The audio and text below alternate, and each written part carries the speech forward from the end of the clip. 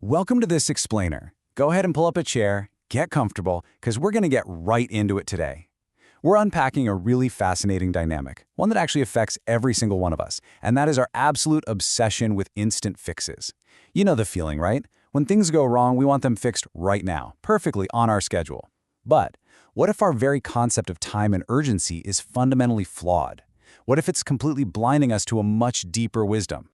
Okay, let's dive into this. Why on earth do we equate speed with salvation? Well, think about it. When we're faced with a crisis, especially when someone is suffering, our immediate human instinct is just to panic. From our human perspective, speed is quite literally of the essence. We demand immediate solutions, immediate interventions. We instinctively feel like a fast response is a saving response. But, as you'll see today, reacting to the panic of the moment often totally obscures the reality of what's actually happening. And that really perfectly illustrates the big idea we're exploring. Our frantic human timeline is honestly completely out of sync with ultimate reality. We often think of speed and time strictly in human terms, but true wisdom, it operates on a completely different, much grander scale. While speed is absolutely of the essence when someone is dying from a human perspective, it is quite different from God's perspective. To really wrap our heads around this, we need to look at a powerful historical demonstration of how the divine timeline actually operates. Act 1. The Lazarus Lesson.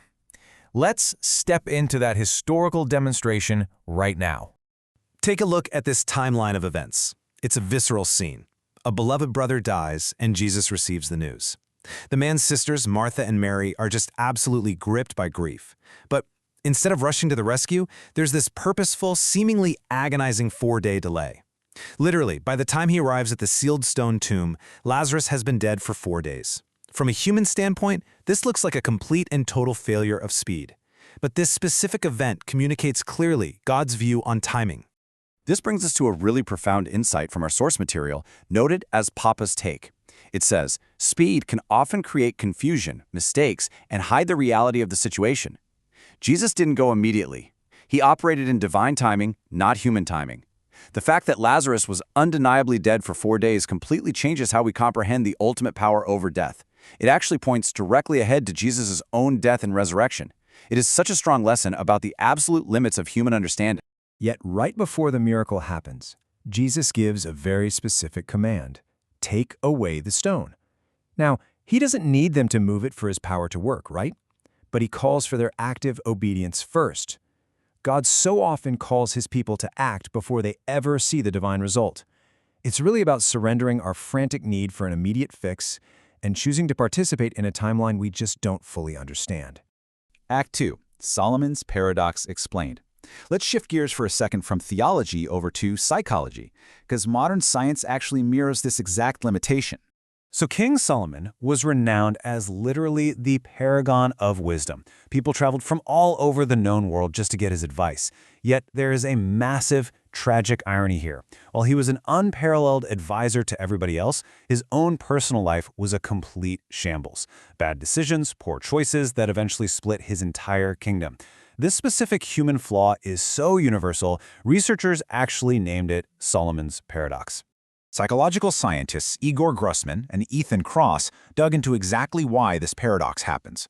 When we face our own problems, we're deeply immersed. We process information in this emotionally hot way. We suffer from what's called an egocentric bias. Basically, just like those grieving sisters at the tomb, we are way too close to the crisis, and it completely blinds us to the bigger picture. But when we look at other people's problems, we're completely distanced, cold, and highly rational. Now, across 3 really extensive experiments involving exactly 693 participants, these researchers prove something pretty incredible. We aren't permanently trapped in our own frantic panic. We can actually hack this egocentric bias and intentionally bridge that gap between our panicked first-person view and a much wiser third-person perspective. They call this technique self-distancing, and it's rooted in something called construal level theory. Basically, by stepping back and viewing your own problem as if it belongs to someone else, you naturally regulate those immediate hot emotions. You begin to recognize the limits of your own knowledge. You stop demanding the instant panic fix, and you finally start seeing the situation with real long-term clarity. Act 3. The Power of Distance.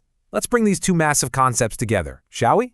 Solomon's Paradox actually proves scientifically what the Lazarus story teaches spiritually. Clinging to our immediate emergencies, our emotionally hot panics, it completely blinds us to true wisdom.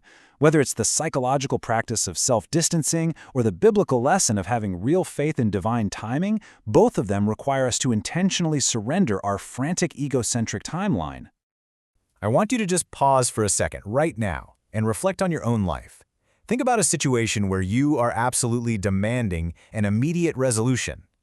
What if your current 4-day delay, that agonizing period of waiting for an answer, what if that's actually a necessary bridge? What if the distance and the time are exactly what's required to prepare you to understand a much greater reality? Author Matlock Bobechko's analysis of Solomon's later writings injects a crucial sense of intellectual humility here. As Ecclesiastes reminds us, even if the wise claim they know, they cannot really comprehend it. We simply have to accept the profound limits of human cognition. Our concept of time is just so vastly different from the divine, we honestly cannot possibly see the full picture while we are standing right in the middle of the storm. The synthesis, wisdom for the waiting. So the crucial point is this. First, recognize the illusion of human speed. Reacting faster absolutely doesn't mean you are reacting better. Second, actively practice psychological self-distancing to cool down your immediate panic.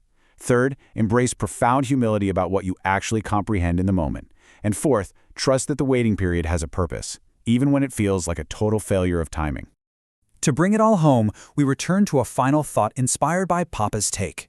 By waiting to go to Lazarus, Jesus taught his followers that salvation and eternal life come from God, but in God's time.